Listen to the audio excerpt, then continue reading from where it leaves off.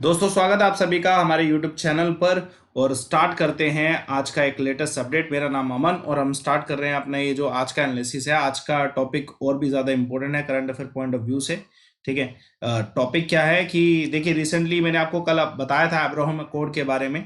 और मैंने उसमें एक चीज़ बताई थी कि जो अमेरिका है, अमेरिका एक मेन पार्टी है जो कि अब्राहम अकॉर्ड को जिसने स्टार्ट करवाया था। ठीक है। अब मुद्दा ये उठता है कि अमेरिका को दोबारा इस मुद्दे में आना पड़ रहा है। ठीक, क्यों आना पड़ रहा है? Because world peace is required now. ठीक है। इसराइल, फलस्तीन और गाजा का ये जो इशू चल रहा है, इसमें जॉय बिडेन ने इंटरफेयर किया है। Interfere in the sense good manner में, ठीक है, अच्छे तरीके से। अब हुआ क्या कि जॉय बिडेन ने ठीक है, रिसेंटली ऐसा न्यूज़ में आया है कि जॉय बिडेन ने, ठीक है, नितिन याहू जो इसराइल के प्राइम मिनिस्टर है उन्हें कॉल किया। अब कॉल करने का कारण क्या रहा था? ठीक है, ये चाहते हैं कि जो इज़राइल इस समय फ़लस्तीन और गाज़ा में कर रहा है, ठीक है, वो सही है या गलत है, इसका कोई एनालिसिस नहीं है। ठीक है, सही है या गलत है, इसका कोई एनालिसिस नहीं है। बस इतना चाहता है कि सीज फायर हो जाए, सीज फायर हो जाए गाज़ा में। इज़राइल और फ़लस्तीन का और ज़्यादा, ठीक है, जो ये जो बहुत ही ज़्यादा अटैक हो रहे हैं ये रुक जाए। ठीक है, बस शांति कायम हो जाए, बस व्हाइट हाउस ये चाहता है। ठीक है, फिलहाल में तो व्हाइट हाउस यही चाहता है, इसलिए जो है जॉय बिडेन ने रिसेंटली, ठीक है, नितिन को कॉल किया।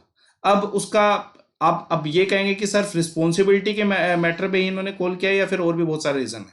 इसके और भी बहुत सारे रीजन है। ठीक है, बहुत सारे रीजन है। अब देख ही लेते हैं। देखिए, जैसे अमेरिका में दो पार्टीज हैं, डेमोक्रेटिक और रिपब्लिक पार्टीज हैं। ठीक है, तो इन दोनों का अलग से प्रेशर पड़ रहा है जॉय बिडेन के ऊपर कि आप, ठीक है, इस पूरे इशू को एक अच्छे तरीके से हैंडल करिए।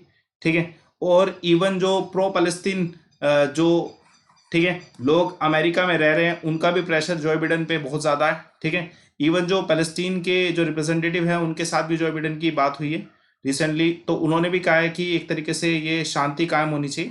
ठीक है, इसराइल को थोड़ा सा समझाना चाहिए इसके मैटर में। और भी बहुत सारे रीजन है, कह सकते हैं। यूनाइटेड नेशन में फलस्तीन के एक रिप्रेजेंटेटिव हैं, इनके ऊपर भी क्वेश्चन आ सकता है, रियाद मंसूर। ठीक है, इन्होंने इस चीज को शेमफुल एक्ट कहा है कि यूनाइटेड नेशन अभी तक इंटरफेयर नहीं किया।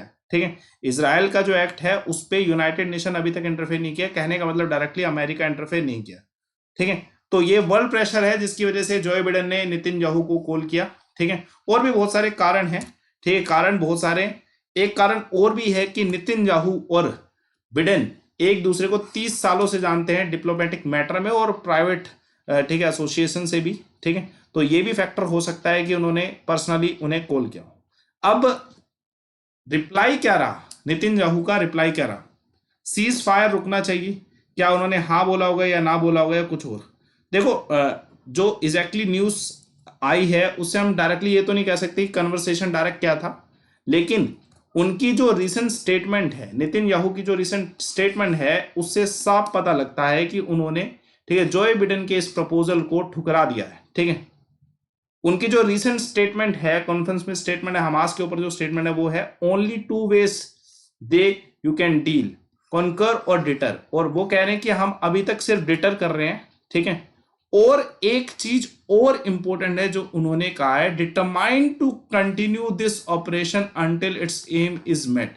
ये क्लियर कट डिफाइन करता है कि नितिन याहू ने जॉय बिडेन के प्रपोजल को क्या है, रिजेक्ट किया है, और ये काम करते रहेंगे, गाजा पे अटैक होता रहेगा, एयर स्ट्राइक्स होती रहेंगी जब तक इस बात का सॉल्यूशन नहीं निकल आता।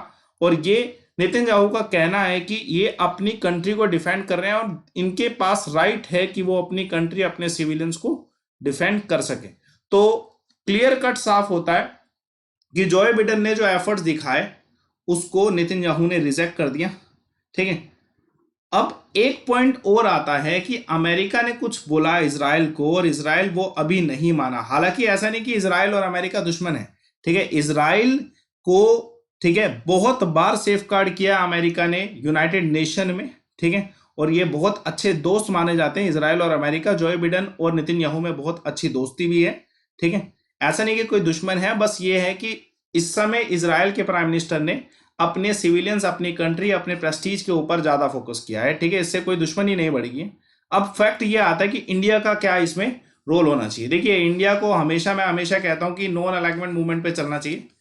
इंडिया को अभी वैसे इतना इंटरफेयर करने की जरूरत भी नहीं है, ठीक है।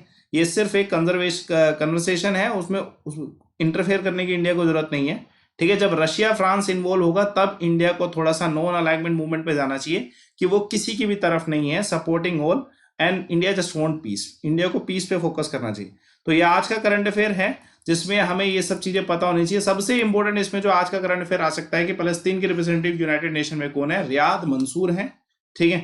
रियाद मंसूर है, इस पे क्वेश्चन आ सकता है, बहुत ही इंपॉर्टेंट है। और जो हमारा अब्राहम अकॉर्ड का क्वेश्चन था वो तो मैंने आपको पहले भी बता दिया, ठीक है। और अमेरिका में कौन सी दो पार्टीज हैं, तो इस पे भी क्वेश्चन आ सकता है। तो याद रखिएगा बेटा, डेमोक्रेटिक और रिपब्लिक पार्टी है, ठीक है। इस पे भी क्वेश्चन आ सकता है, ठीक है। और बहुत सारी चीजें मैं अपडेट करता रहूंगा आपको, ऐसे अपडेट जो आपको मिलते रहेंगे। आप क्या कर सकते हैं, डायरेक्टली मुझसे वाईफाई स्टडी पे पढ़ सकते हैं। शाम को 7 बजे डेली बेसिस में 7 बजे क्लास लेता हूं, तो आज भी मैं वाईफाई स्टडी पे क्लास लूंगा। और अनअकैडमिक स्कॉलरशिप्स अवेलेबल हैं, इस स्कॉलरशिप में आप हिस्सा बन सकते हैं। कैसे बनना है स्कॉलरशिप में हिस्सा, आपको बस संडे को अटेम्प्ट करना है, पूरे कोर्सेज लाइव, ठीक है। अनअकैडमी पे कंप्लीट आपको जीएस कोर्सेज मिल रहे हैं। रेफर कोड यूज करिए अमन 11, 23 तारीख से कोर्सेज स्टार्ट हैं। जैसे आप गोल चूज करते हो, एसएससी गोल सिलेक्ट करिए, गैट्स में क्लिक करिए, मन सिलेक्ट करिए और रेफर कोड यूज करिए अमन 11। तो आज के लिए बस वीडियो में इतना ही। होप आपको एनालिसिस क्लियर हुआ हो, ठीक है। और देखते हैं, होप कि पीस कायम रहे, ठीक है, सभी देशों के बीच में, ठीक है। मिलते हैं अपनी 7 बजे वाली वाईफाई स्टडी की सेशन में, ठीक है। धन्यवाद आप सभी का, ठीक है। वीडियो को लाइक और शेयर जरूर करिए।